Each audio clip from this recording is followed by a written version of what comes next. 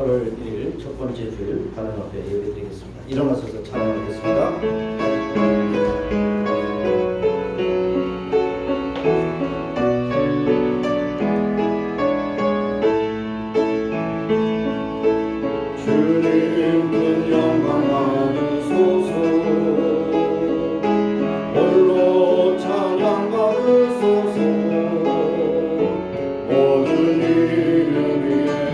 뛰어난 그 이름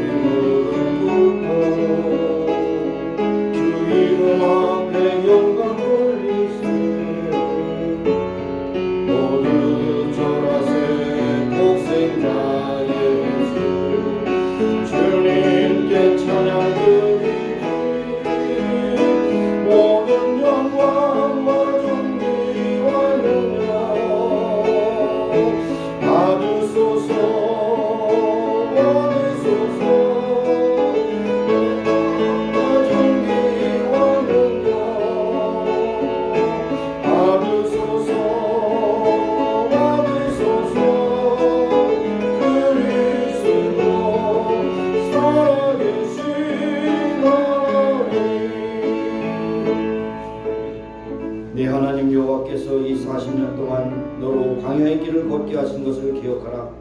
이는 너를 낮추시며 너를 시험하사 내 마음이 어떠한지 그 명령을 지키는지 아니 지키는지 알려 하심이니라.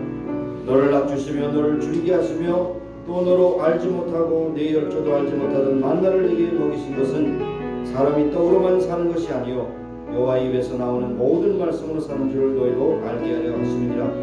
이 40년 동안에 네 이복이 헤어지지 아니하였고 네 발이 부르트지 아니하였느니라.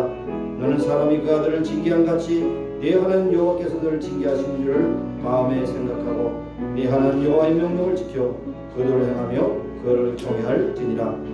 하나님은 영이시니 예배하는 자가 신령과 진리로 예배할지니라. 세월의 빠름을 우리가 다 직시하는 대로 벌써 8월 첫 주일을 맞이하게 되었습니다. 하나님 오늘도 우리의 마음과 생각을 주장하시고 오직 주님을 향한 우리의 모든 정성과 사랑과 믿음의 고백이 연락되기를 원하며 오늘도 하나님 앞에 신령과 진리의 예배를 한 주간 동안 삶의 귀한 용기와 믿음을 가지고 세상을 향하여 선포하며 살아가는 우리 모두로 준비시켜 주옵소서. 시종을 주교에 딱들고 감사드리며 예수님의 이름으로 기원하옵나이다.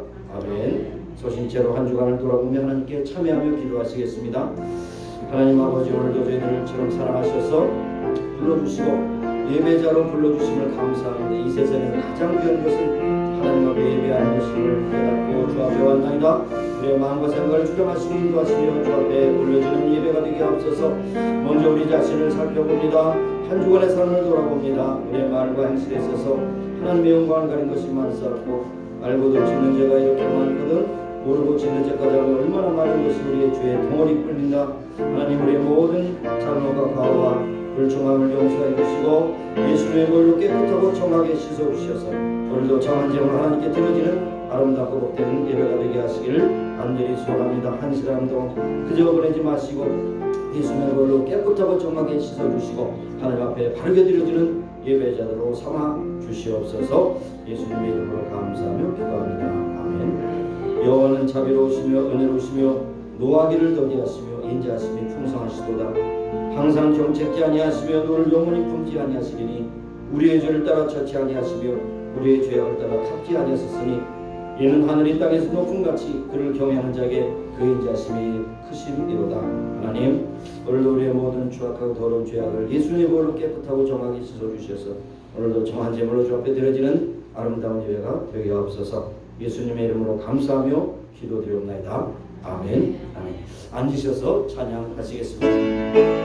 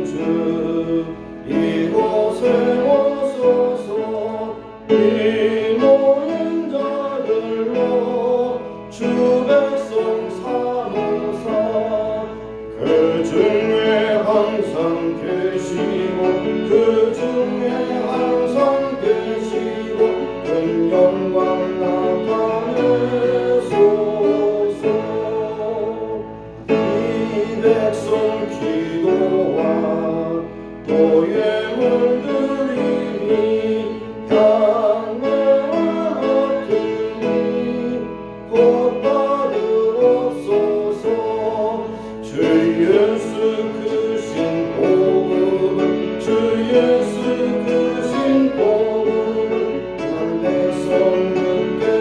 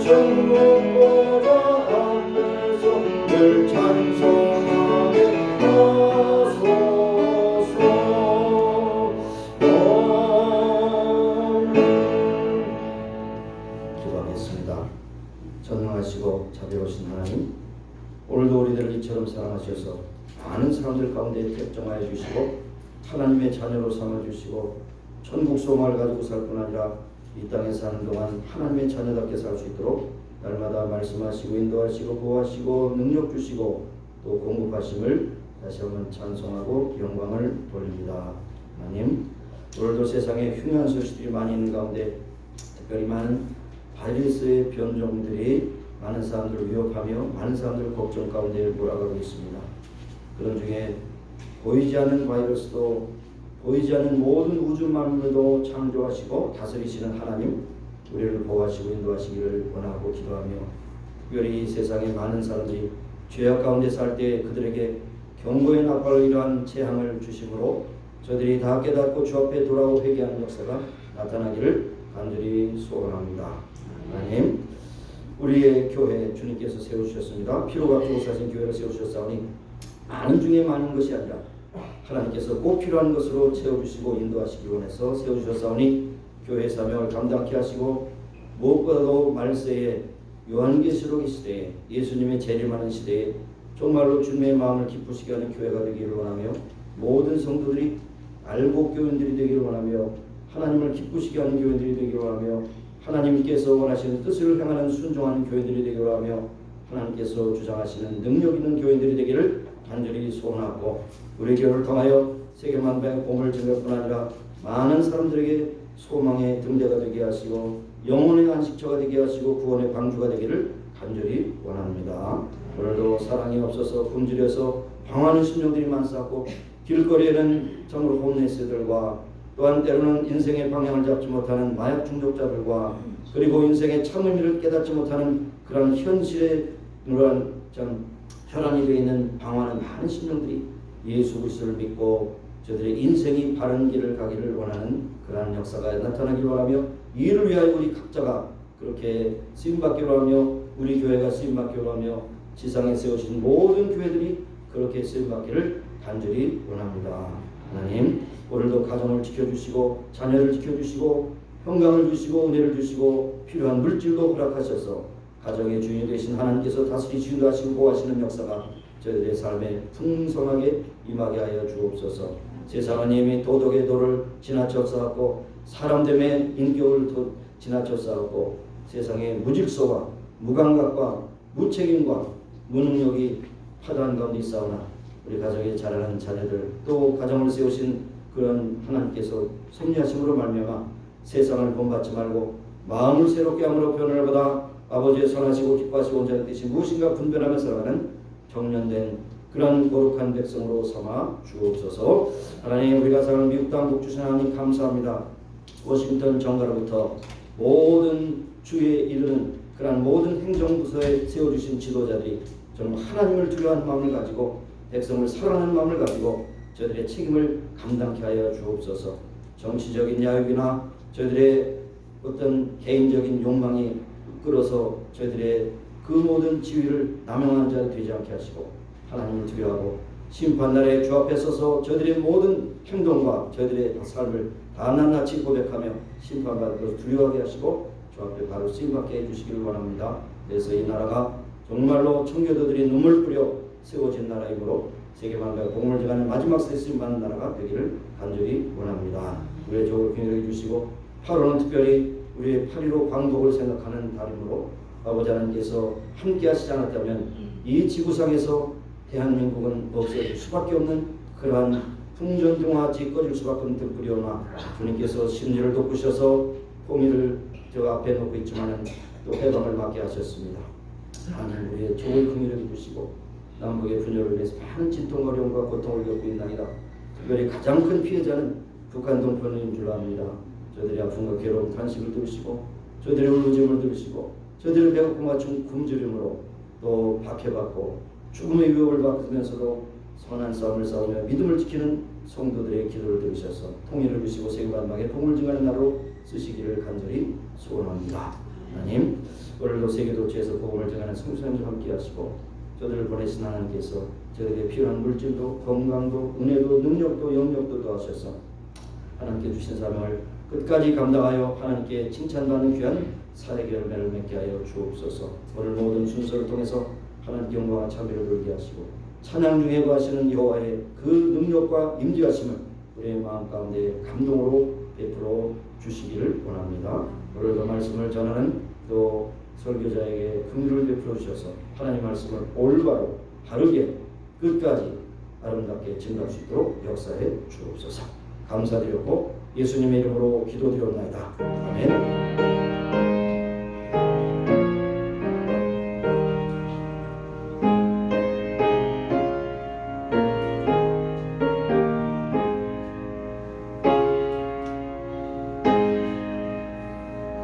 오늘 우리에게 주신 말씀은 히브리서 계속 보겠습니다. 히브리서 12장 5절에서 13절까지 말씀인데요. 자, 우리 같이 합독하도록 그렇게 하겠습니다. 히브리서 12장 5절에서 13절까지 말씀드리겠습니다. 자, 함께 읽겠습니다. 또 아들들에게 권하는 것 같이 너에게 권면하신 말씀을 잊었도다. 일러스되 내 아들아 주의 징계하심을 경히 여기지 말며 그에게 꾸지람을 받을 때 낙심하지 말라. 주께서 그 사랑하시는 자를 징계하시고 그의 받으시는 아들마다 채찍질 하심이니라 하였으니 너희가 참으면 징계를 받기 위함이라. 하나님의 아들과 같이 너희를 대우하시나니 어찌 아비가 징계하지 않은 아들이 있으리요. 징계는 다 받는 것이오늘 너희에게 없으면 사생자여 참 아들이 아니니라. 또 우리 육체의 아버지가 우리를 징계하여도 공경하였거든 하물며 모든 영의 아버지께 더욱 복종하여 살려 하지 않겠느냐. 저희는 잠시 자기의 뜻대로 우리를 징계하였거니와 오직 하나님은 우리의 유익을 위하여 그의 거룩하심에 참여케 하시느니라. 무릇 징계가 당시에는 즐거워 보이지 않고 슬퍼 보이나 후에 그로 말미암아 연단한 자에게는 의의 평강한 열매를 맺나니 그러므로 피곤한 손과 연약한 무릎을 일으켜 세우고 너희 발을 위하여 곧은 길을 만들어 저는 다리로 하여금 어그러지지 않고 고침을 받게 하라. 아멘. 이 시간에 우리 노영 집사님 플루리스트라고 그러나요? 그렇죠? 플룻을 하면서 또 두 분이 함께 찬양으로 이렇게 영광 돌리시겠습니다. 감사합니다.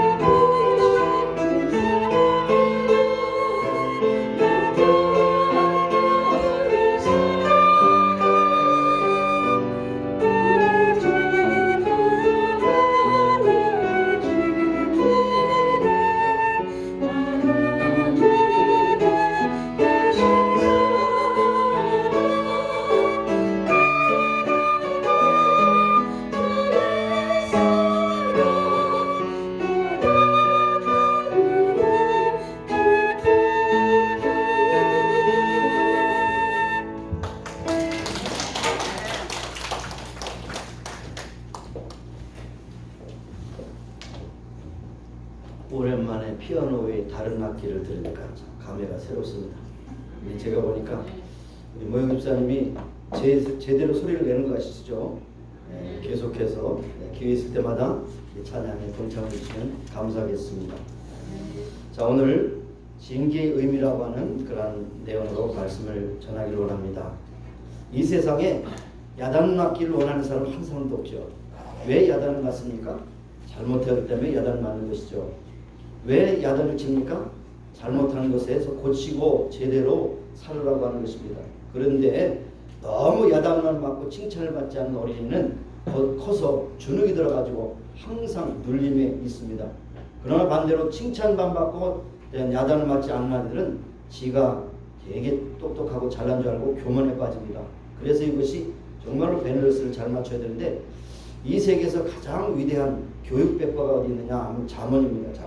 잠언에 있는 말씀을 여러분 잘 읽으시면 잠언을 뛰어넘는 책이 없습니다. 아무리 위대한 교육 백과도 잠언을 뛰어넘는 게 없어요. 잠언이 뭡니까? 한마디로 지혜입니다. 지식은 우리가 배울 수 있지만 지혜는 하나님께서 주셔야 그것을 알 수가 있는 것입니다. 그래서 솔로몬은 무엇보다 지혜를 구해서 하나님께서 지혜의 왕 그런 솔로몬이라고 그렇게 말씀을 하셨죠. 그러면서 여기에 이제 징계라는 의미를 이제 단어를 제가 한번 찾아봤습니다. 신약 성경에 13번이 나오는데 그 중에서 8번이 히브리서에 나옵니다. 왜 히브리서에 이렇게 많이 나오느냐 하면 히브리서는 잘못된 것을 고치기를 원하는 그러한 많은 그러한 생각을 담고 쓰여진 것이고, 히브리서는 바로 유대인 크리스찬들이 자꾸만 유대교로 돌아가려고 하기 때문에 그들을 가르치고자 하는 그러한 내용을 담고 있는 것을 볼 수가 있습니다. 또 구약에 있는 말씀을 보면 구약에도 26번이 나오는데 그 중에 11번이 잠언에 나옵니다. 잠언에 11번이 나와요. 그러니까 이것을 이제 단어 그 자체를 보면 대부분 커렉션이라고 하는 그런 단어를 씁니다. 바로잡음. 그렇죠? 삐뚤어졌으니까 바로 해라는 것이죠. 여러분이 뭐 골프를 치든 권투를 하든 뭐 아이스하키라든 모든 운동을 하더라도 자세가 잘못되면 좋은 성적이 나올 수 없어요. 그래서 그냥 처음부터 자세를 고쳐라 그렇게 말하지 않습니까? 그렇죠? 그것처럼 우리가 인간이 자세가 잘못되면 우리가 삐뚤어 갈 수밖에 없는 것입니다. 그런 말 있잖아요. 뱀이 개가 걸으면서 왜 너는 자꾸 삐뚤어 가느냐 그러잖아요. 개는 삐뚤어 가는 게 정상인데 개가 바로 가려면 삐뚤어 가는 거예요. 그럼 새끼도 삐뚤어 가요. 그러니까 너는 왜 삐뚤어 가냐 그러는데 그 어미에 그 자식이지 뭐예요. 그렇지 않습니까? 그러니까 바로 가야 됩니다. 바로. 그래서 여기 보면 11절에 말했어요. 피곤한 손과 연약한 무릎을 일으켜서 너의 말을 위하여 고든 길을 만들어. 고든 길. 삐뚤어 가지 말고 고든 길을 가라는 거죠. 고든 길을 만들고 그 다음에 여기 뭐라고 했습니까? 저는 다리로 하여금 어그러지지 않고 고침을 받게 하라. 고친다고 하는 말도 역시 커렉션이라는 말을 여기 쓰고 있는 것을 볼 수 있습니다. 그래서 바로 여기 구약이냐 신약이냐 징계라고 하는 것은 바로잡음이라는 것입니다. 바로잡음. 모든 것이 삐뚤어질 바로잡는 것이 참 중요한 것입니다. 여러분, 자식을 향한 부모의 사랑이 여러 가지 방법으로 나타납니다. 그렇죠? 때로는 칭찬해주고 더 좋은 것을 아낌없이 주기도 하지만 때로는 책망하기도 합니다. 말로 해서 안 되면 어떻게 됩니까? 때려야 됩니다. 안 때리는 것이 중요한 것이 아니라 때려야 돼요. 그런데 교육학에서 보면 12살이 넘어서는 때리지 말라고 해요. 때릴 때도 육체로 계속해서 손을 따귀를 떼든지 직접 체벌을 하지 말고 회초리를 쓰라고 해요. 회초리.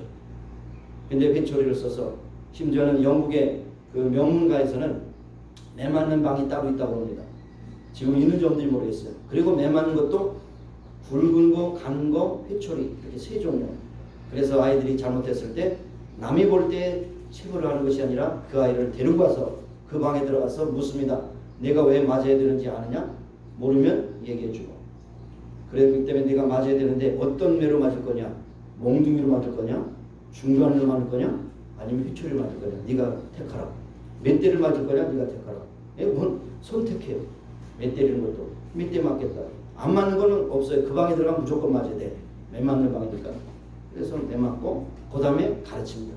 내가 이제는 매 맞은 이유를 알고 이렇게 하면 안 된다는 것을 알지. 다음에도 똑같은 죄를 범하면 또 맞을 줄 알고 조심하라. 이 교육입니다. 그럼 걔가 맞았기 때문에 맞을 짓을 안 하는 거죠. 이것이 바로 영국의 명문가의 그런 전통이라고 이렇게 들었습니다. 여러분, 부모의 사랑을 받는 일에 있어서 어린아이일 때는 그냥 칭찬만 일반적으로 하면 참 좋다고 그러고, 야단치면은 엄마가 나를 미워하는가 보다. 또 때로는 회초리를 들어서 때리면 나는 엄마가 낳지 않고 입양한가? 이런 생각을 갖습니다. 그런데 옆에서 누가 함수 뜨잖아요. 이모나 고모가 너 다리 밑에서 주워 왔다. 진짜인 줄 알잖아요. 아닌데, 이렇게 좁은 소견으로 어린아이는 무조건 사랑만 받기로 하지만 사랑이 다가 아니라는 것입니다. 잘못됐을 때는 체벌을 가하고 했습니다. 잠언에도 때려도 죽지 않는다고 했어요. 죽지 않을 정도로 때리라는 거죠. 깨달을 때까지. 여러분, 칭찬도 사랑이지만 책망도 사랑임을 아는 것이 성숙한 것입니다. 우리 중고등학교 때 그렇게 들었습니다. 그 선생님들이 공부를 잘하는 아이들은 선생님을 찾아와서 고맙다는 말을 한 녀석들이 한 사람 없다. 그런데 문제 알아서 때리고 가르치고 했더니 걔들이 성공해서 돌아와서 선생님 그때 제가 얼마나 잘못했길래 때려주셔서 감사합니다 이렇게 돌아오는 것이 있다는 것이죠. 그렇잖아요. 여러분 생각해요. 내가 뭐 그런 사람이 아니라 공부 잘하는 사람들은 자기가 교만해서 잘난 줄 알죠. 좀 미안합니다만은 좀 모조리 같은 애들이 애 맞고 잘 되면 그 아이들은 진짜 선생님의 매를 기뻐한다는 것입니다. 어느 목사님이 자기 교회 집사님이 급하게 소식을 전했습니다. 교통사고 나서 병원에 응집실에 있습니다. 전달을 받고 부랴부랴 병원에 찾아갔습니다. 그랬더니 대형 사고입니다. 얼굴이 완전히 눈만 빼고하고 입만 빼놓고 완전히 붕대로 감았어요.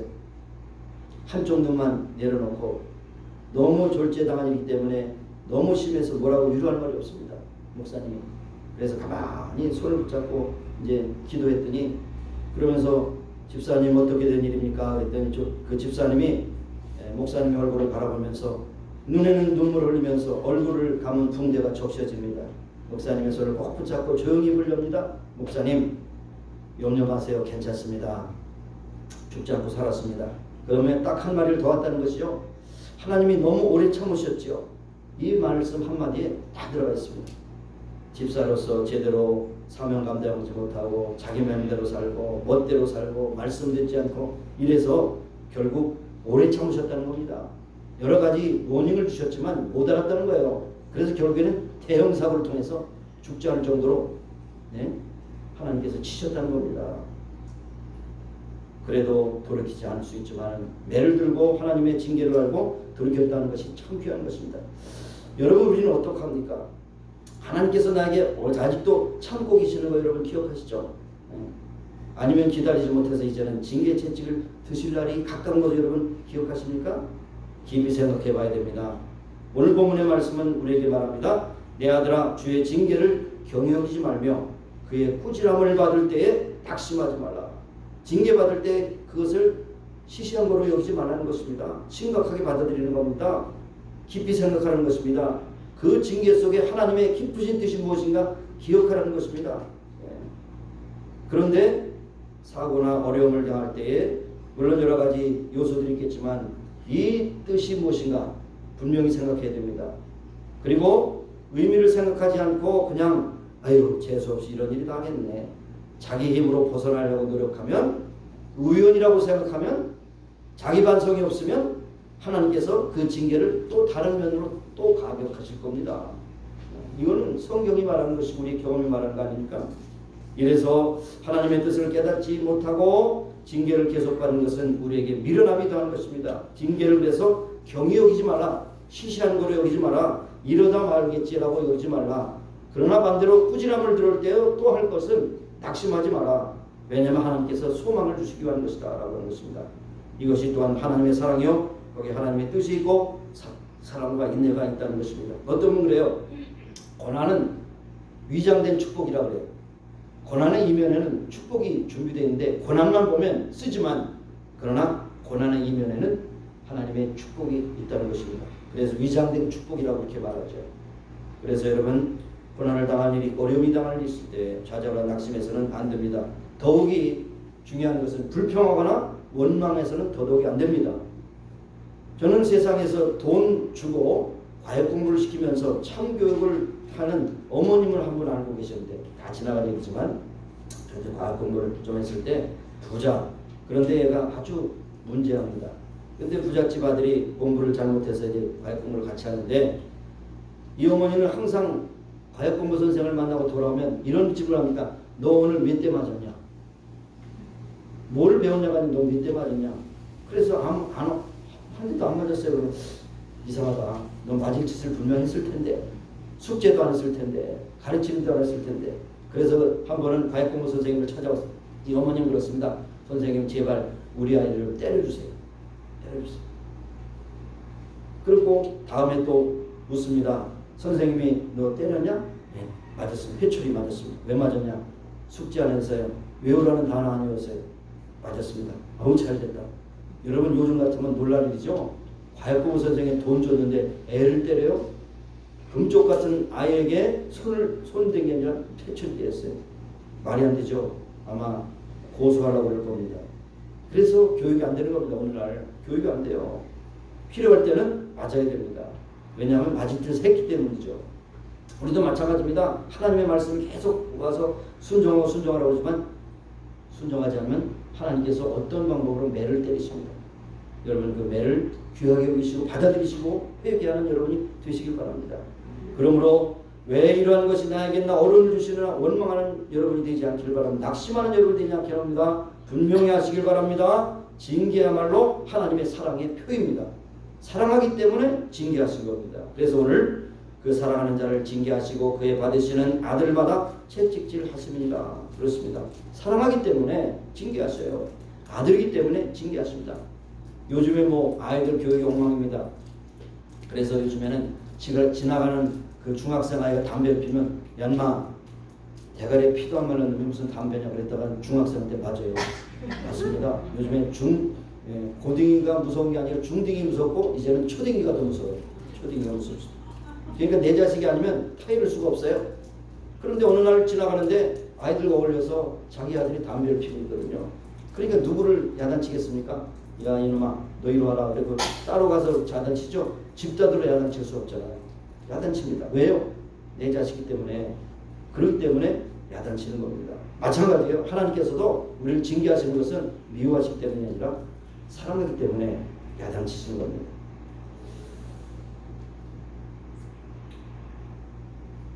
제가 무디 얘기를 많이 하네요.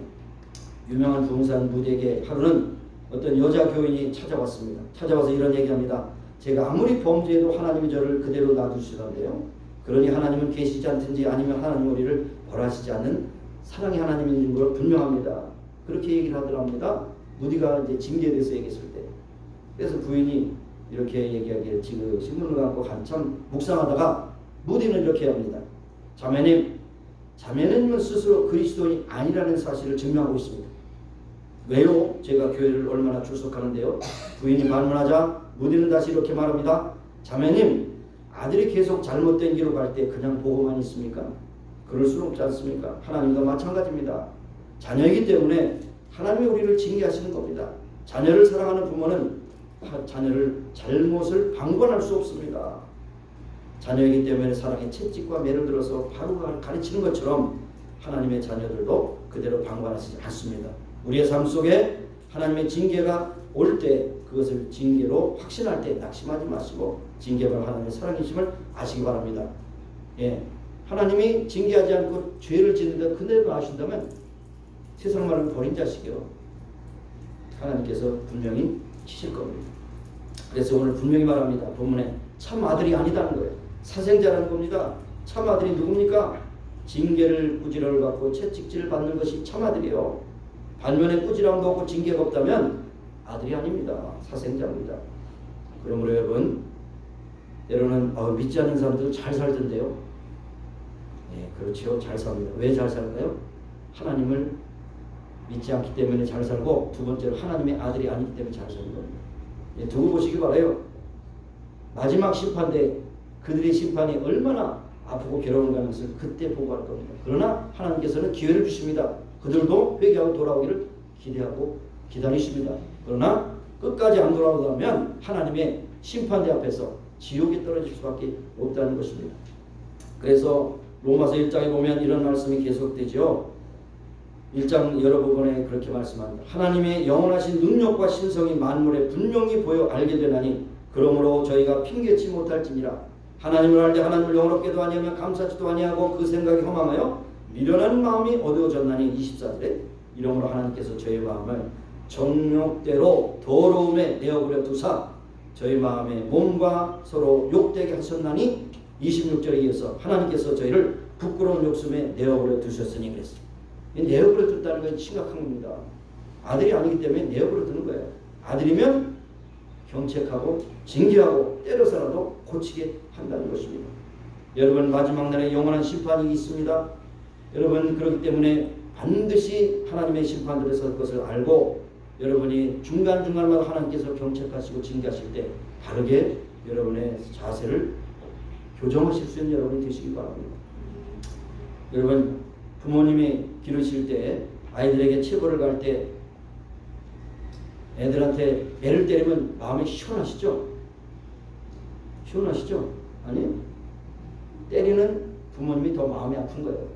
이 자식이 잘 돼야 될 텐데 내가 어쩔 수 없이 때리는데 이 때리는 것을 얘가 좀 잘 받아들일 텐데 여러 가지 마음의 생각이 들면서 부모의 아픔은 더 아픈 것입니다. 마찬가지입니다. 하나님도 왜 사랑하는 자를 징계하시는 것을 즐거워하시겠어요? 어쩔 수 없이 마지막 수단으로 징계하신 겁니다. 그래서 그때 그냥 둘 수 없기 때문에 그 결과를 알기 때문에 그냥 징계해서 돌이키도록 하는 겁니다. 징계가 선한 것이지만 육신의 아버지는 잘못 징계할 수도 있습니다. 그렇잖아요. 여러분 돌아보세요. 자녀들이 잘못했는데 잘 모르고 실수로 징계할 수 있어요. 얘가 잘못한 거 없는데 내가 볼 때 잘못한 거예요. 그래서 그냥 바깥에서 기분 나쁘게 있어가지고 감정이 또 거기에 플러스 돼가지고 귀시자대기를 때렸어요. 떨어졌어요. 그리고 걔가 맞으면서 왜 내가 맞았지? 맞을 짓이 아닌데 아버지 기준으로 맞았거든요. 실수로 때릴 수도 있어요. 자기 표준으로 자기 뜻대로 징계할 수 있습니다. 기분이 나쁘다고 감정풀이할 수 있습니다. 그래서 여기에 그런 말씀을 했어요. 저희는 육신의 아버지는 잠시 자기 뜻대로 우리를 징계했다고 했어요. 그러나 하나님은 그렇지 않습니다. 하나님은 그런 분이 아니시죠. 반드시 100% 우리의 유익을 위해서 정확하게 구체적으로 우리에게 징계하시는 겁니다. 우리의 유익을 위해서. 왜냐하면 우리가 하나님의 참 자녀이기 때문에 그렇게 된 것입니다. 그래서 징계를 통해서 우리에게 큰 유익인데 가장 큰 유익은 거룩하게 하시는 겁니다. 거룩하게. 하나님이 우리를 세상의 많은 사람들과 불러서 거룩한 백성으로 불러주셨잖아요. 근데 거룩한 백성을 불러주는데 이게 거룩하기는커녕 아주 세상 사람보다 더 개차반을 삽니다. 그러면 하나님께서 그를 거룩하게 하시기 위해서 때리시는 거예요. 때리시는 거예요. 이것을 우리가 기억해야 돼요. 그래서 여기에 거룩하심에 참여케 하신다고 했어요. 거룩하심에 참여하신다. 징계를 통해서 하나님 우리를 거룩하게 만드신다. 우리에게 허물이 있을 때 그것을 끊게 하신다. 죄를 끊게 하신다. 못된 성품도 변하게 하신다. 교만한 마음도 낮추신다. 여러 가지 불순물이 있을 때 그것을 정화시키고 제거하신다. 그래서 우리를 온전케 거룩하게 만드십니다. 우리가 잘 아는 욥기 23장 10절에 그랬습니다. 나의 가는 길을 오직 주께서 하시나니 주께서 나를 연단하시네 내가 정금같이 나오리라. 연단이라는 말을 달려라는 말이죠. 용광로에 들어가서 불순물을 제거하고 순수한 금이나 철을 뺀 것처럼 그렇게 한다는 것입니다. 바로 징계는 우리를 온전히 거룩하게 만든다는 사실을 우리에게 말씀하고 있습니다. 징계를 또 이렇게 푸는 사람이 있어요. 여러분 포도주를 담기 위해서 이제 그 이스라엘에 가면 그 포도즙틀이라고 하는 것을 꼭 보게 되는데 포도즙틀은 마치 이렇게 큰 돌 항아리처럼 되어 있습니다. 그리고 2개 구멍이 있습니다. 그리고 포도를 거기다 쏟아붓고 사람들이 가서 밟습니다. 밟아요. 소위 요즘엔 기계로 프레스를 하겠지만 옛날에는 발로 밟습니다. 발로 밟으면 어떻게 됩니까? 이제 포도즙은 흘러서 거기로 좀 담게 되고 남는 게 뭡니까? 포도 찌개기가 남는 것이죠. 마찬가지로 우리를 징계하시는 것은 포도즙을 내기 위해서 밟는 것처럼 하나님께 우리를 짓진다는 겁니다. 그래서 그것도 감사하게 생각하는 것입니다. 그래서 여기 한쪽으로는 깨끗한 포도물이 흘러나오고 한쪽으로는 찌꺼기 남습니다. 이와 같이 징계가 나를 짓이어서 고통을 주는데 필요한 것과 필요치 않은 것, 유익한 것과 무익한 것, 거짓된 것과 참된 것을 갈라놓습니다. 이것을 제거하고 순수하게 하는 것이 바로 징계라는 사실을 우리가 기억해야 할 것입니다. 그래서 징계를 받을 때 여러분 하나님의 뜻을 깨달아야 됩니다. 하나님께서 왜 이런 징계를 주십니까? 고치라고 지적하신 겁니다. 깨닫고 고쳐야 하는 것입니다. 그렇지 않게 될 때 징계는 계속될 수밖에 없다는 것을 우리에게 말씀하고 있는 것입니다. 네. 여러분 목사의 자녀를 PK라고 말하죠. 패스터드 키.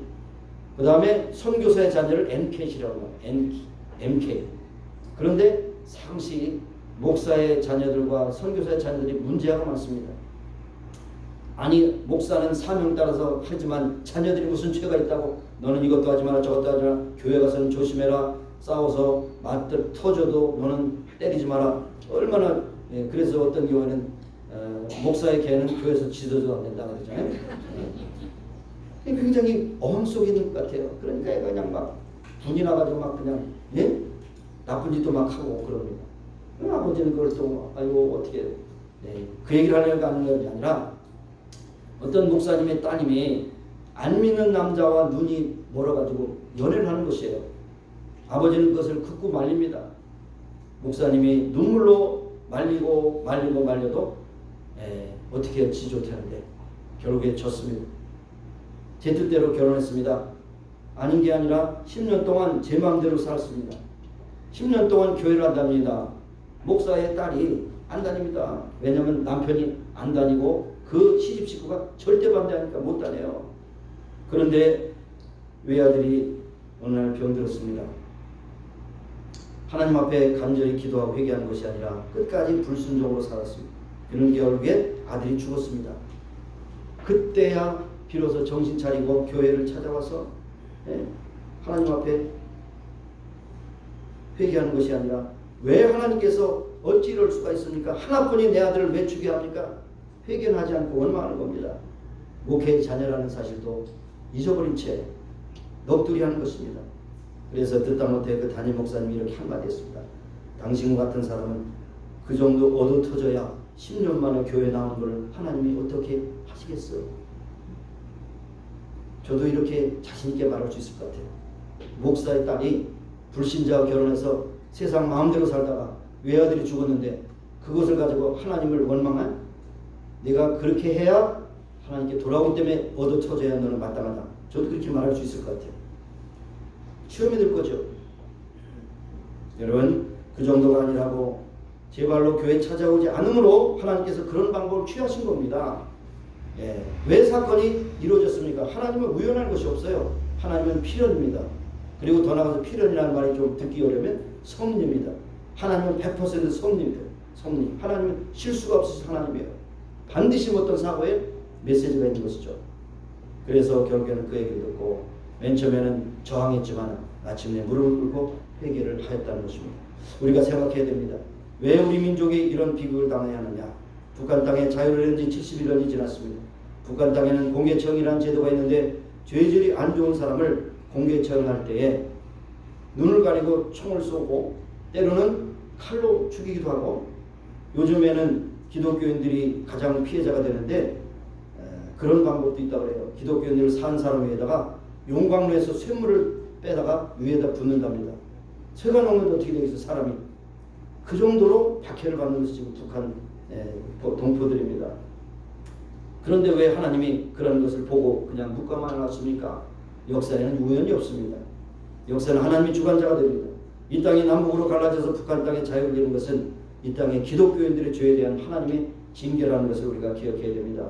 그 중에 하나만 든다면 1938년 일제시대 때 제27차 조선 장로회 총회가 평양 서문박교에서 열렸습니다. 한 200여 명의 형사들이 교회당을 둘러싸고 100여 명의 형사들이 앞에 와서 이제 방청석에 있습니다. 총회에 중요한 결정을 합니다.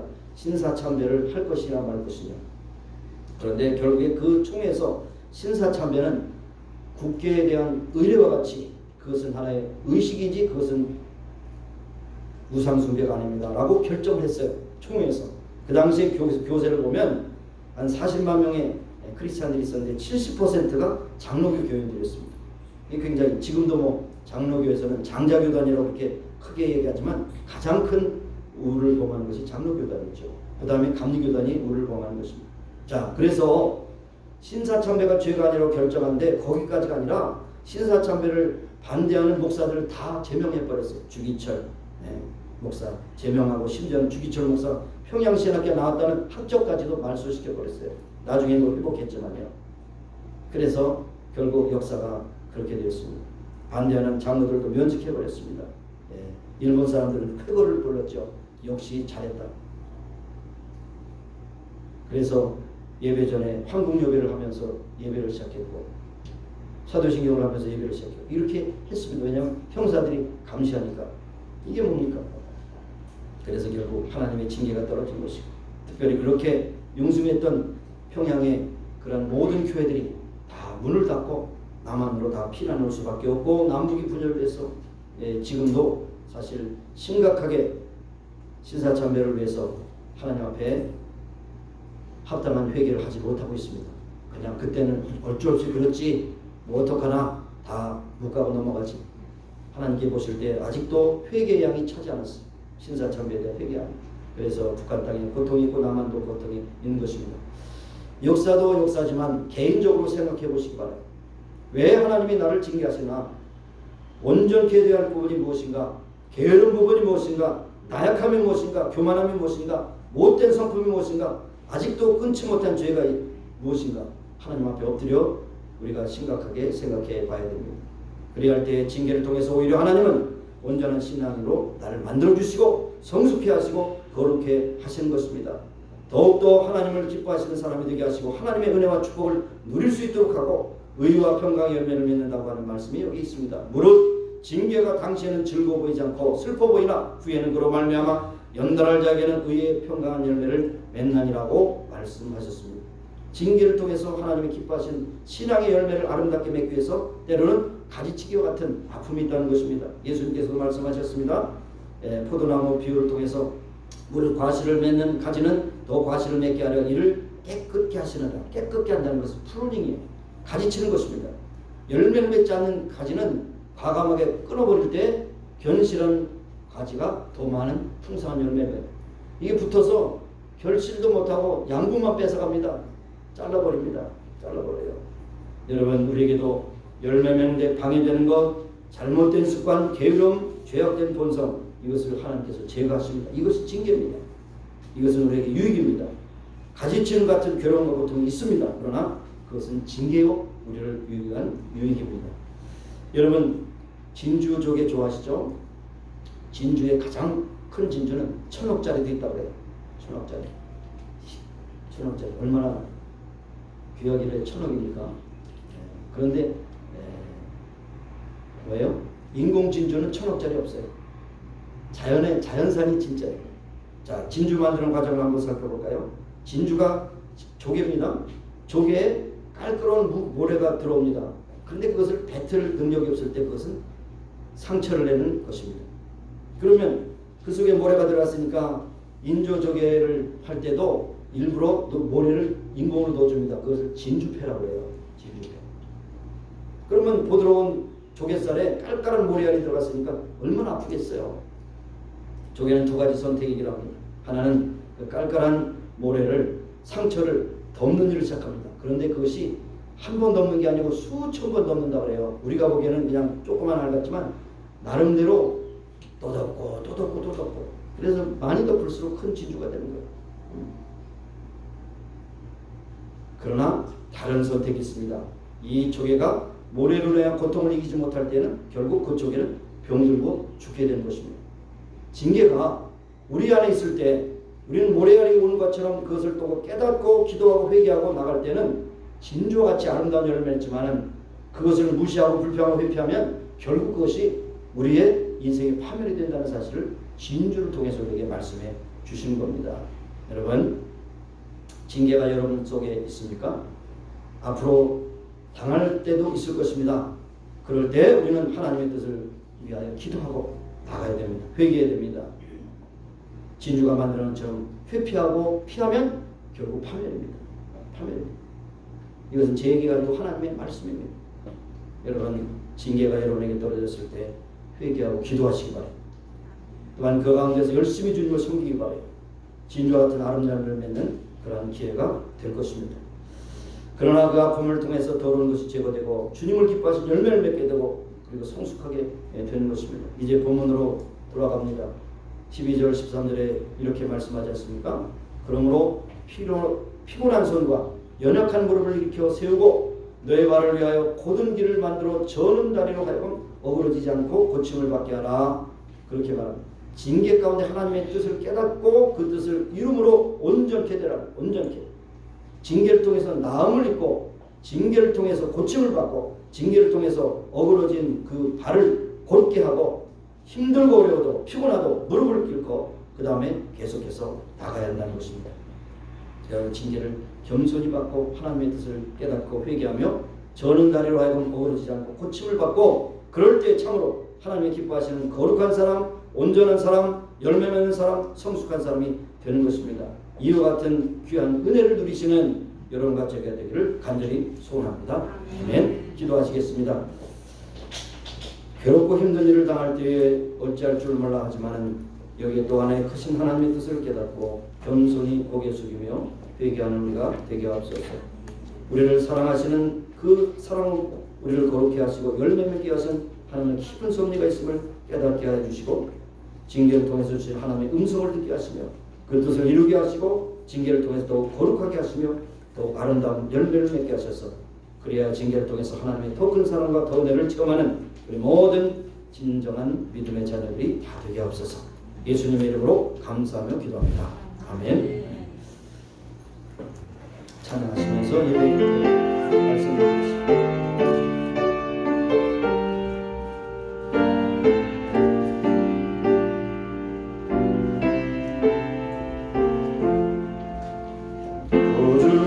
함께나 주었으니 구주와 함께나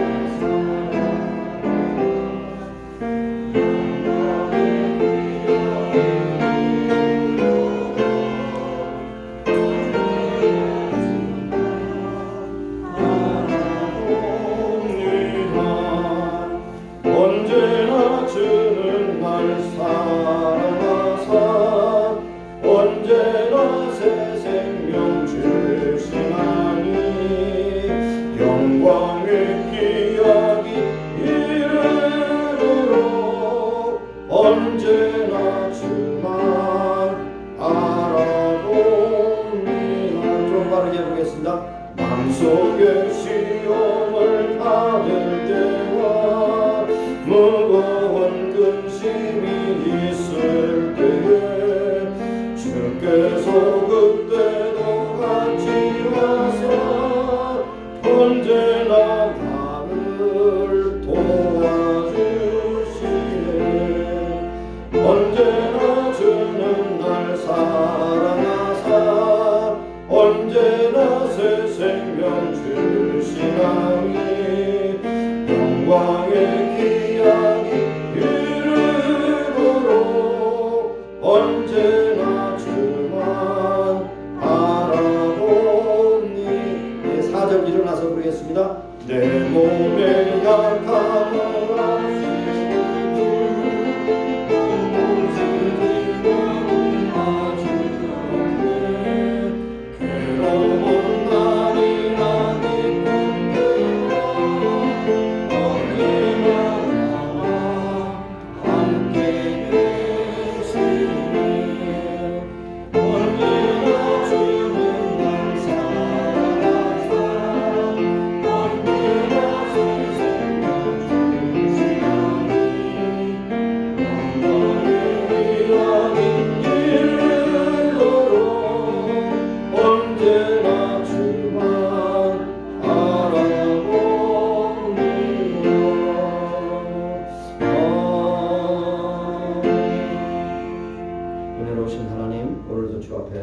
예배자로 서게 하시고 순서를 따라 믿음과 사랑과 정성으로 예물을 드리게 하심을 감사합니다. 우리가 참 자식이면 하나님께서 때로는 사랑의 매도 때리실 것을 우리가 기억하게 하시고 어떤 형편이든지 간에 하나님의 기쁘신 사랑 가운데 믿음으로 거룩한 백성으로 살기 부족하면 우리 모두가 되게 하옵소서.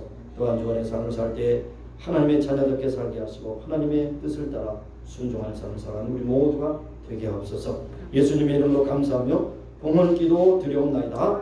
아멘. 아멘. 앉으시기 바랍니다. 여기까지 광고의 말씀드린데요. 8월은 특별히 우리에게 조국의 해방을 주신 하나님 앞에 감사하며 해방 이후에 통일을 이루실 수 있도록 하나님 앞에 기도하는 우리가 되기를 소원합니다.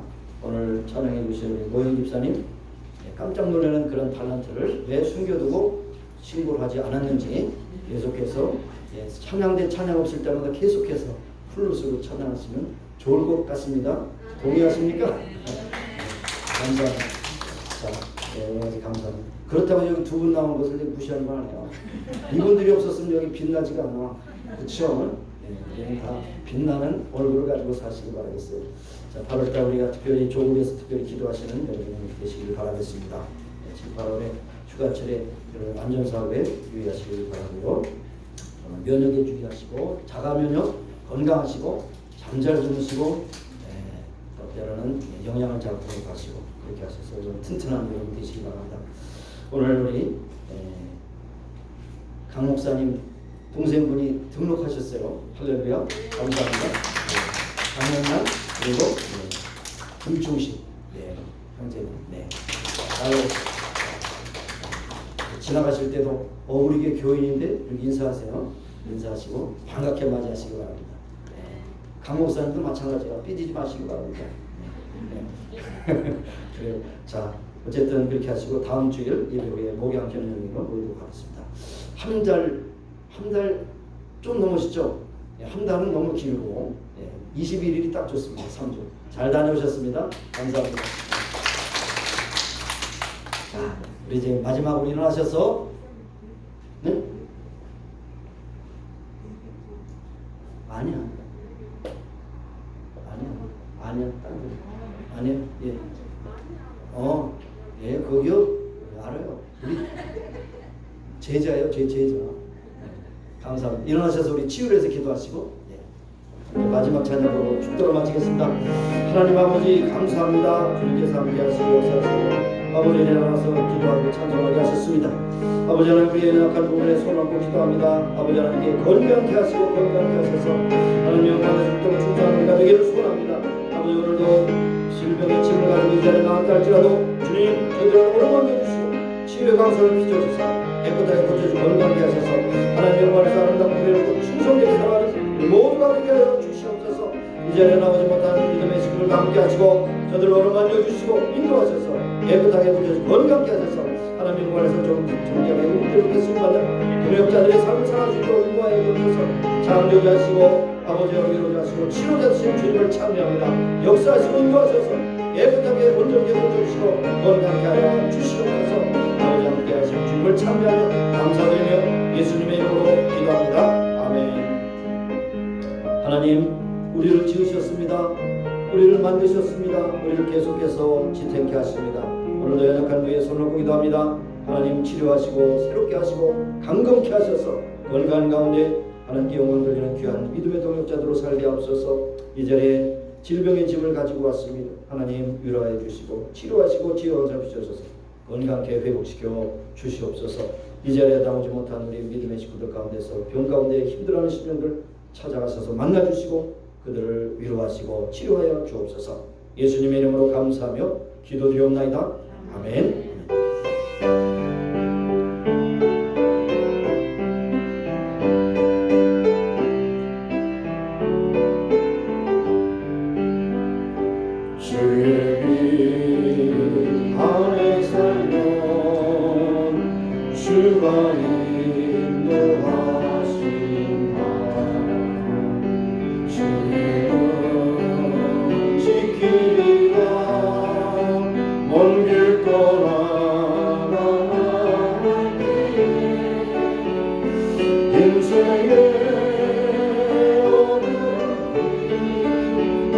주의 손 굳게 잡고 담대하게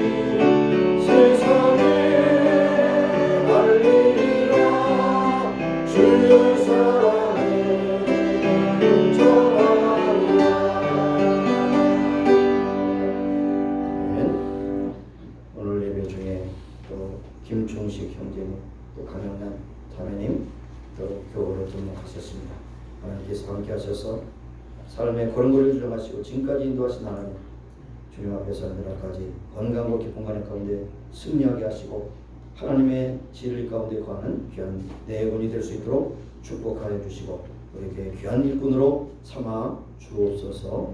오늘 오랜만에 또 우리 모영 집사님 귀한 달란트를 주셔서 찬양케 하심을 감사합니다. 계속해서 음악가적으로 부르심 받았사오니 아드님도 따님도 나와서 함께 찬양에 동참할 수 있도록 모든 발걸음을 주장하시고 인도하여 주시옵소서. 오늘도 세계 도처에서 봄을 지내는 선교사님들 또 의료진들 붙잡아 주셔서 저희들이 모든 의미 있는 아름다운 그 사역에 하나님의 복을 주심으로 승리하는 사명에 감당할 수 있도록 역사해 주옵소서.